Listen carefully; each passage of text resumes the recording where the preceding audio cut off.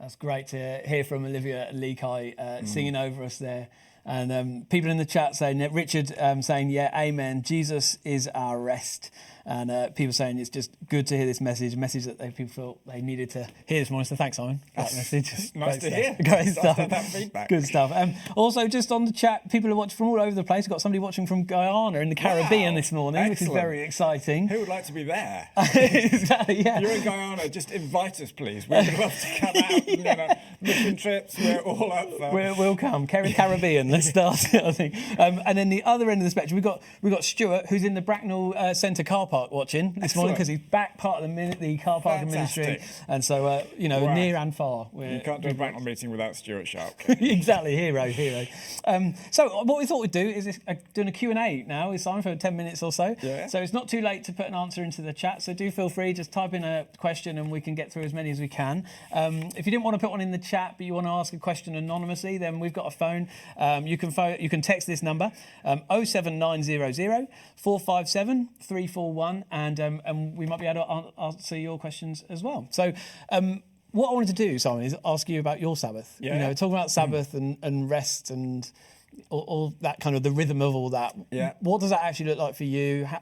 Do you plan it? How do you plan it? Any rituals, traditions? Tell us a little bit about what you do. Yeah, so I try and make sure somewhere in the week I have a 24-hour period that doesn't involve anything that looks like work. Okay. So that wouldn't just not be doing church stuff. It's not doing things like DIY and, going out and doing the food shop and stuff like that. Yeah, so you actually get a 24-hour period where you can properly switch off from all that stuff. So for me, that's normally on a Friday night. So normally I have Friday and Saturday off because obviously working Sunday. So Sunday isn't my Sabbath. Yeah, because actually somebody asked that.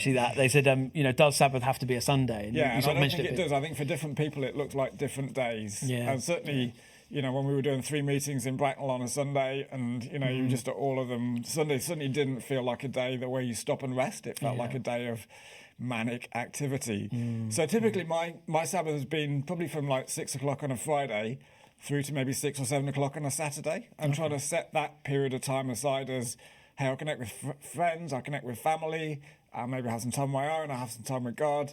And that sort of period, I'll often, well, not often, if I'm doing it well, I'll probably light a candle at the start of it, because I'm just as okay, here's the beginning of something, and have a sense of like, okay, I've switched off my email, I'll set an out of office on my email, I don't have my email on my phone, so there's that sense of like separation from anything that looks like work. Yeah, that's good. That's cool. Yeah, but I realise it's different for people in every stage of life. I mean, you've got young children, you can't just switch off and go. They still have to be like fed and entertained and looked after. Yeah. I think for you, more like connecting with them, a time when you're just focused on family and, maybe in the evening you and Heather get some time together.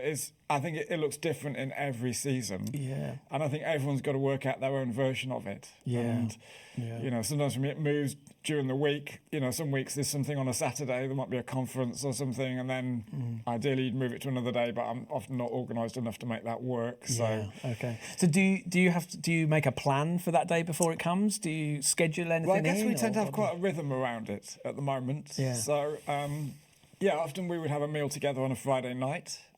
So quite often our daughter Alice, in this season, and our daughter Alice, who's been on her own, comes back. She's in a bubble with us, so she'll come back on a Friday. That's cool. So we would often have a big family meal together on a Friday evening, and we get a takeaway. Oh, nice. Yeah. And Saturday morning, often Katrina and I go for a run together. So we start the day that way, and then we tend to get the papers and we'll sit around for 2 or 3 hours, like having a long breakfast or a brunch. Yeah, great. Read the papers, just sit and do that, and then we might go for a walk in the afternoon. So it has that sort of feel to it. And then if I'm preaching often on a Saturday evening, I'll come back to that at sort of 7 or 8 o'clock on the Saturday and sit down and look at that. So I'm ready at that for the Sunday. But it means I don't have to be worrying all day. You're not thinking what's happening tomorrow. I'm thinking about that because I know, okay, there's going to get to a point that Katrina will watch Strictly and I can, get on with something more interesting. Yeah. So it sounds like it's a lot of things that you just want to do, and there's a lot of joy and there are things that refresh and refill. I think even you think of this rhythm to the year, there were feasts. Yeah. That sense of like they weren't like dour religious experiences. Everyone walked around in sackcloth and ashes and was just miserable. Yeah. They got together, they enjoyed one another's company. There was that whole sense of that. That's what these were about. There were times when refreshing came and you got out of your normal rhythm. But I also think when you get out of your rhythm, that's often when God speaks to you in those moments as well. Yeah. And I think, we need that. One of the things I've done all the way through lockdown is try to run every day. And I've actually found that rhythm. Often God speaks to me while I'm running. I pray a lot while I'm running. Not only that I'm going to finish and not die, but I've found those really significant moments to connect with God when I'm running on my own. And so I think finding those rhythms in life. Yeah, that's good. And I suppose there's, you're saying actually, it's not just, you're not just going for a run. You're not just kind of doing fun stuff or things you want to do. It's connecting to God as well, right? Yeah, I deliberately. I don't run with headphones because I want to be able to focus on God and what's around me. So it's not a distract from me. That feels like it's significant time to connect. Yeah, cool. So I think it's finding those moments in life. I think in your day, having a point in your day when you stop and you go, okay, work's done for the day. Okay, for the rest of this day, I'm going to enjoy the people around me, or I'm going to relax. Yeah. That's funny. This year, so all the staff at church, we've been working from home, and I'm trying to get into a routine of when I finish, even though I'm working in the same room and it's in my house and all I've got to do is go downstairs at the end of the day, I'm still actually putting my laptop away in my bag and putting the bag in the cupboard. And I'm like, I don't need to do this. This laptop's not going anywhere. But that's helped me, actually. That stop point is helpful, isn't it? I've heard of people who get dressed for work and then get changed back into different clothes, even though they're at home the whole time. Yeah, and you think, it just helps, reinforce, okay, this is a different moment and I'm going to stop. That's good. Yeah, great. So what happens if somebody really struggles to switch off? I guess that drawing line might help them if they're struggling to switch off, struggling to kind of, really disconnect from work and things like that. Are there any other sort of advice you might give to somebody who struggles with that kind of thing? I think, doing something that occupies your thinking, I find for me something like cooking, because I'm not very good at it. And I have to really concentrate on it. That sense of concentrating, I have to think about this thing. So often sitting down and watching the telly isn't very good because your mind wanders all over the place and you're on your phone and that's not a way to rest. So I find often doing something that requires some concentration different. So I find cooking, we do this, get these boxes where you get a load of food in a box, and that for me is ideal because I don't, Katrina can just take a fridge full of ingredients and make something amazing. I'm like, no, I need, step by step. But I have to think about it for that half an hour, 45 minutes I'm doing that. I find by the end of that, I'm in a different place. That's good. So I think often something that will actually engage you. So it's not necessarily just vegging. Because I think we all know that thing of you watch, you veg and then you just feel as stressed at the end of it as you did at the start. I think connecting with God, I think that's why I was saying, the Sabbath really and the whole rhythm thing really points to our relationship with God as that's ultimately what we need. Yeah, that's good. That's really good. Cool.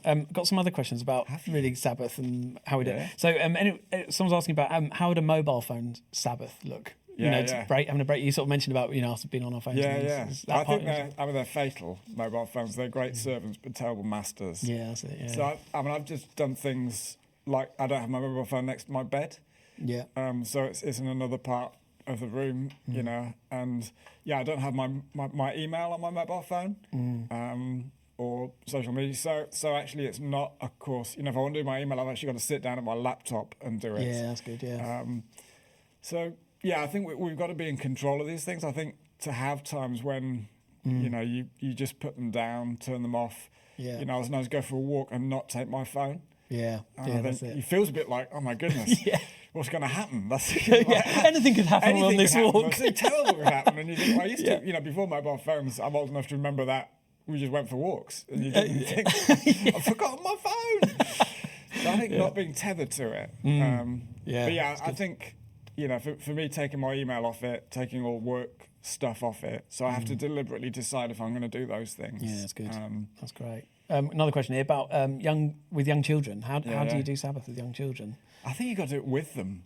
I think what you don't want is them feeling like they're being ignored while you go off and do this thing. And you're getting annoyed and they're getting annoyed. I think you've got to engage them. So I think for you, it's about actually as a family, go like, how do we really, really connect? You know, because I know lots of times, you know, you're working and the kids are around, but they just know that they've got your undivided attention for that period of time. That's and I was going like, okay, we're going to build just an amazing family time. And I think, you know, when our kids were young, you always want to build memories with them. You know, it's not about them having stuff, it's about them having things that they remember. That's really good. And I think, you know, going for what with them, getting down on their level and seeing the world from their perspective. And not feeling like that's wasting time, but actually that is an effective use. And I think that does something powerful in you, and I think it builds bonds with them. So I think it's doing it with them. Yeah, that's and then great. having some time when you can get them into bed and you can switch off after that. No, it's good. It's funny. I mean, how do you find that? Because you've got... we've literally, I was just saying to the guys here whilst you're preaching, we've just started a thing. It was only about 3-4 weeks into it, actually. But what we started in, we were saying to Jasper, who's our 3-year-old, we say to him, right, tomorrow, Jasper, it's Saturday. And you know what Saturday is? And we've taught him that Saturday is Sabbath because, you know, I work on a Sunday, so it's Saturday. And we're trying to almost like teach him to be excited about it because like neither of us are working. We just get to be together and have fun. And like we're a bit more lax on food and, and a bit more lax on kind of, hey, you want to go do this? Let's go do it together. And, you know, we're not sort of particularly rigid when it comes to no screens or anything like that. But like yesterday, for example, he wanted to watch a film, so we're like, okay, well, let's make this a thing. And so we got popcorn and we made it like, let's have a movie afternoon. So it was like, we're not just sitting watching telly, you know, we made it more a thing. But yeah, we're learning, we feel it's very... And I think it just changes the whole way through, you know, it's going to be different. But I think that sense of like, you know, if you're a family, connecting as a family, I'm going, okay, this is a time for us to be together and really... Yeah, that's good. That's really good. Got 2 more questions. Okay, so firstly, somebody asked, how do we do Sabbath if you don't have a job? What does it look like then? How do we do that?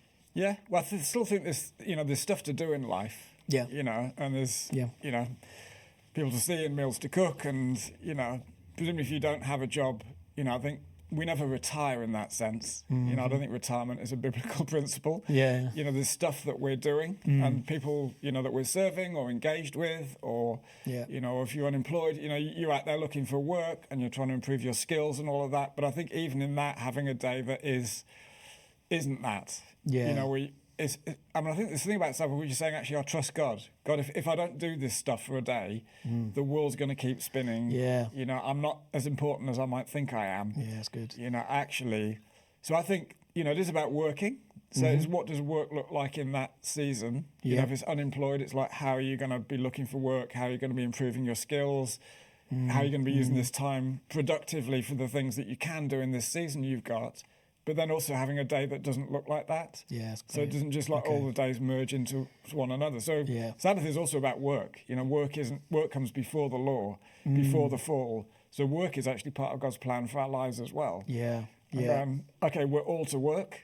You know, it just looks different in different seasons of life. And whether that's paid or unpaid is beside the point. That's really good. Okay, last question then is actually looking at Leviticus. Okay. So Fumi on the chat earlier said, I wanted to read the Bible and got to Leviticus and thought, oh my goodness, you know, what do I do now? We're going to be looking at Leviticus 23 particularly over these next seven weeks or so. Any advice on how do we read a book like Leviticus that is just complex? Anybody who's tried to read any of it, you'll know it's you said it right at the beginning. It's like, what do we do here? Any advice? Any sort of guidance? I think, first of all, I admit it is quite hard. It is quite hard work. So if you're going to read the Bible through, that's probably not the bit that's going to be popping all the time with like, this is amazing, you know. And although, you know, Paul tells us all Scripture is God breathed, it isn't all like equally like amazing. You know, there's some bits that you just go, what the heck is this about? And I guess we'll go through eternity. But I think there is real richness in there. I know Natalie was just saying before we came here, she's got a friend who was a Muslim who got saved reading Leviticus. You know, got through Genesis and Exodus and then hit Leviticus, and it really spoke into her situation. Wow. So, I think things like this help, where we see Leviticus in the light of the New Testament, in the light of Jesus. I think seeing that's when it really comes alive, when you understand this is what these things were pointing to. So I've just done a WTC essay on Jesus healing from leprosy. So it's made me go back into Leviticus 13 and 14 that talks about leprosy and how that was dealt with. Yeah, okay, yeah. And that suddenly makes a whole load of sense of like how significant it was when Jesus touches the leper, because leprosy was considered as a curse from God. You were banished from the people of God, and those people were untouchable because if you touch them, you would become unclean. Yeah, okay. And yet Jesus touches this leper, and rather than him becoming unclean, the leper becomes clean. Yeah. Wow. And what does that tell us about Jesus? Yeah. And how he was the fulfillment of the law. That's good. And I think the more you make those connections, Yeah. and I just got a great commentary on Leviticus by a guy called Peter Leithart, Leithart. Okay. And that's like a proper grown-up commentary. But I mean, he draws so much stuff, and most of it is interpreting that through the lens of Jesus and the New Testament. Okay. So I think it's learning to do that, and also going. Sometimes when you're doing the Bible in the year, you'll just be doing, it's like numbers and the lists of names. You just go, I've just got to get through this. It's a lot to get through on a day. I'm just going to read these names and probably not get an awful lot out of it, and that's okay. Yeah. But I think, so in some sense, because it's really hard, when you find something, you go, okay, this really pops. This is really alive. I think like the feast thing, even though I've been going through that, we're going to see things in those feasts where we go, blimey, I'd never even thought, what is the Feast of Trumpets about? I mean, what relevance has that got to 21st century life? But as we read it, we're going to go, oh, that tells us something really powerful about Jesus and who he is, and that's going to come alive. And I suspect the whole of Leviticus is like that if you worked hard enough at it. Yeah, so it's hard work, but it'll be worth it. Sometimes when you do things that are hard work, they're the most satisfying things. It's one thing to run 100 metres, but you run a marathon, the feel of satisfaction. Yeah. And I think it's a bit like mining for something that's quite rare. Yeah, okay. But when you find it, it's really precious. And I think we can find that in books like Leviticus. You've just got to work hard at it. And hopefully this next 7 weeks will give us some of those moments where you go, hopefully even today with Sabbath, the light bulbs came on a bit. This wasn't just about a religious day. No, this powerfully points to Jesus and him being our rest. And actually God rests. That's so good. I've been trying to find the bit where the Holy Spirit sits down when he's finished his work of like equipping us now. Yeah. It'd be really nice. God the Father sat down after creation, Jesus sat down after salvation, and the Holy Spirit. I haven't found it yet. Hopefully it's in Revelation somewhere and I've missed it. Bit of digging, you never know. I just think those, as we dig, that stuff can come alive, and that's great. It's brilliant. Excellent. That's so good. I'm just seeing the time. I think we better wrap go. it up there. But thanks so much, Tom. I appreciate that. Brilliant.